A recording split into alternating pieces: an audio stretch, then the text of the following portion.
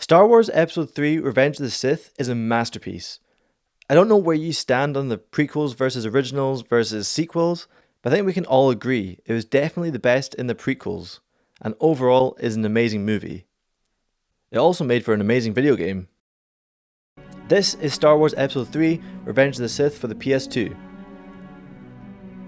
It's a video game tie-in with the movie of the same name, and strangely enough, this was actually released before the movie was. Meaning if you got your hands on this, you could essentially see what most of the movie had to offer weeks before the movie came out. As for the game itself, it's essentially all you really want in a video game tie-in.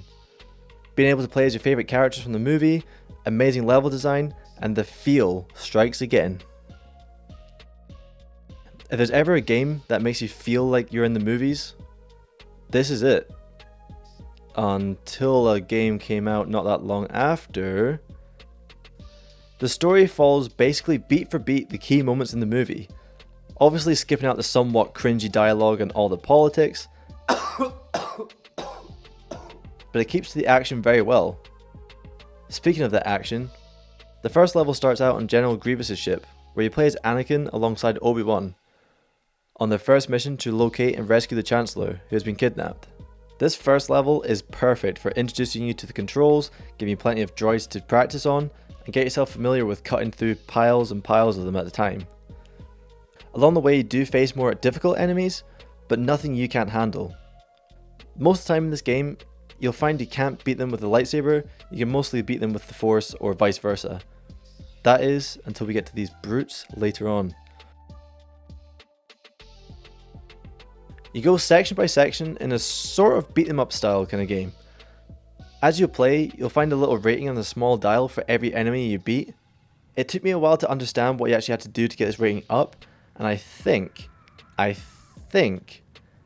it's simply that you have to do damage to enemies without taking damage back to increase the rating. However, any tiny little bit of damage done to you, and you can kiss my butt, and that rating goodbye. When you get to Masterful, I think you do more damage and take less damage for a short while, but I really couldn't notice a difference. Now you might wonder what this rating system is for. Well, it's for experience. At the end of each level, you get a sort of rating system which shows you all your kills, and the higher rating kills you've got, the more experience you get, which you can use for upgrades, like your force push, your saber throw, your force heal. The one that I focused on was my healing, and boy do I regret it. If I could go back and play this for the first time, 100% I would be going for the saber throw, knowing what's ahead of me. You take it in turns playing as Anakin and Obi-Wan, level by level, cutting your way up to the bridge where the Chancellor is held captive by Count Dooku. And here we have our first proper challenge. You have to duel with Dooku, and this is where the game shines. This dueling mechanic is my favourite part of the entire game. Is it as refined as some other games later on? Absolutely not, but it is just so much fun. You really do get to play to each character's strengths. Anakin is much more aggressive and focuses on his attacks, whereas you look at Obi-Wan, who is much more defensive and reserved. And if you do play to these strengths, you'll be just fine. Now, back to Dooku. You go from stage to stage following pretty much exactly how the duel goes in the movie, and again, you just feel like you're part of the movie, and it's so cool. Very cool. Just as cool as I am playing Star Wars games. After decapitating an old man, you go to escape, but first you have to take down an enemy ship using the Jedi's favourite weapon. No, not that. A turret. And yeah, you do that. That's the thing you do quite a lot in this game. But hey, I didn't make this game. After making your way to the top of the bridge, you then have a fight with General Grievous' bodyguards, and these are probably the most fun enemies to actually fight in the game. So far. They do take an absolute beating, and sometimes even if you beat them and they get cut in half, they still try to fight you even though they are literally just a torso. Now that's dedication to their role. For the next few levels, you actually play as Obi-Wan in his mission to Utapau, I think. And he is just as sassy as he is in the movies. Hardly worth my time. These levels are fun, but they're just kind of a whole lot of nothing. Eventually, some clones show up to help you fight the droids, but you have to put off the shield generator so that the rest of them can come down. The shields have blocked our reinforcements. Disable them and we'll have clear access to the entire stronghold. Good. Where? Down there. Good luck, sir. Yeah, that's right, you just send your general down to fight all these droids, turrets and Magna Guards. After quite a hard boss fight with the spider droid, you're shoved right into the next level, which is the more important boss fight, Grievous.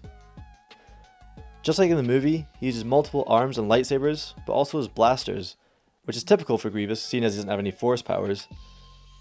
On top of this, he does do a lot of running away in this. Very in character. And eventually, you defeat him and move on to the turning point in the whole movie, when poop really hits the fan. Palpatine is about to be executed by Mace Windu, and you have to stop him, but he is played by Samuel L. Jackson, so you just know that you got a big fight ahead of you. And what a fight it is. As I mentioned before, you should really play to your character's strengths. But what do you do when you have two very aggressive and powerful opponents? Just kind of go for it and hope for the best, really. This fight is hard. Crazy hard. Just like in the movie, Mace is an absolute beast when it comes to fighting. He is all out attack, barely giving you a chance to even rest or heal. I love everything about this fight, and the atmosphere is so cool. But eventually, like all great things, Mace Windu meets his end. Now, if he actually died because of this is still up for debate with some fans, but that's a story for another time. For now, we come to the most important event of the entire prequels. Order 66. Order 66 in the movie is one of the most heartbreaking moments in cinematic history. It is the turning point for the war on good versus evil, and the prophecy for bringing balance. In the game, however, it's the most fun level out of them all, by far.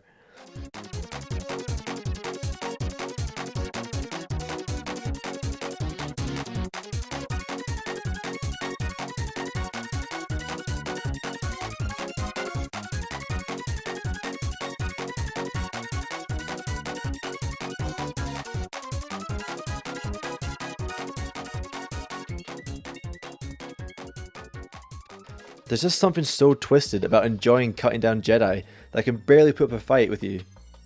And it really helps show just how powerful Anakin was at the time. Anakin's turn to the dark side is amplified by his new edgy look. The darkened face, the hooded cloak, the even more dead inside voice acting. I want access to the temple signal beacon On whose authority? by order of the Supreme Chancellor. Towards the end of the temple, you come to these big bastards. I have no idea how you're actually supposed to beat them, because they just kind of overpower you in everything and hit you with a hilt, Darth Maul style. And if you thought one was bad enough, boy oh boy, you just wait. They make you fight two at the same time. In a small narrow hallway. Not ideal. Oh, and at the end of this level, they throw you into a random turret section, which I thought was a bit unnecessary, but hey ho, it didn't ruin the level for me at all. The level after this is a 2-for-1 in a boss fight, starting off with Sarah, who you can quite easily defeat, then moving on to Sin Dralig. Fun fact by the way, he is played by and modelled after the fight coordinator from the movies. Nice touch. Back to Obi-Wan for the next level, as you fight both clones and droids on Utapau in order to escape. It's a fun level until the very end where you have to fight this gunship. It's one of the most repetitive fights ever and it drags on, but you can only damage it with your saber throw, which takes a lot of your force meter and takes ages to regenerate. Do you see why I might regret not upgrading my saber throw? Anyway, you escape and then you play as Anakin on Mustafar, essentially wiping out the Trade Federation leaders to take control. You won't kill me. It's not allowed for a Jedi.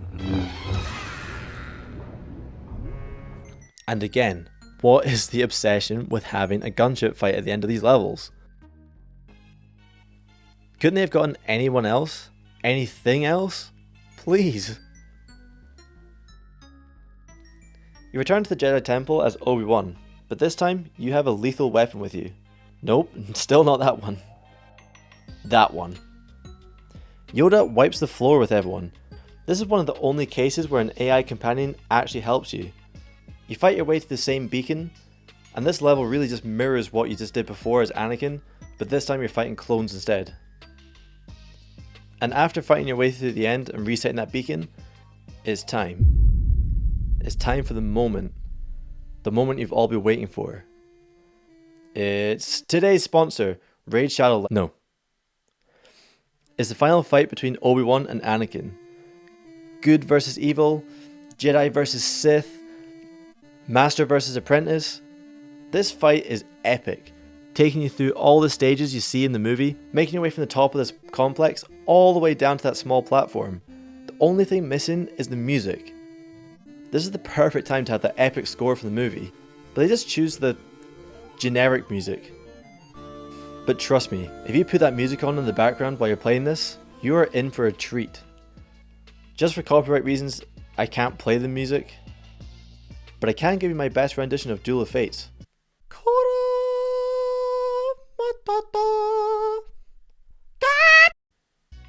After finally defeating Anakin, it just kind of cuts and ends abruptly, and that's it done.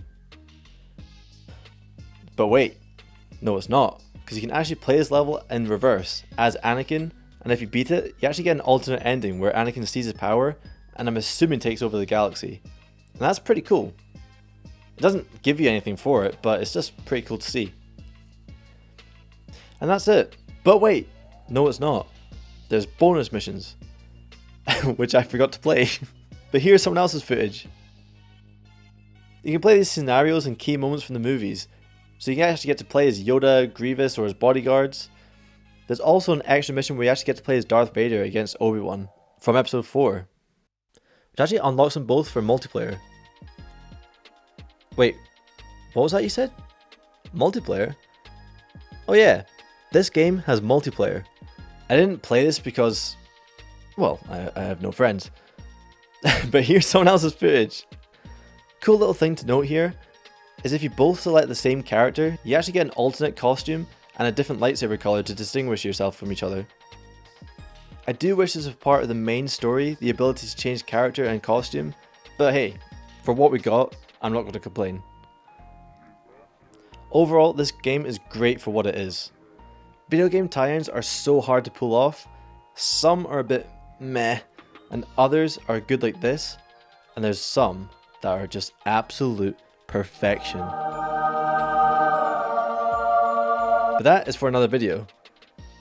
Now for you, go on, get out of here. And I believe that is finally it. But wait!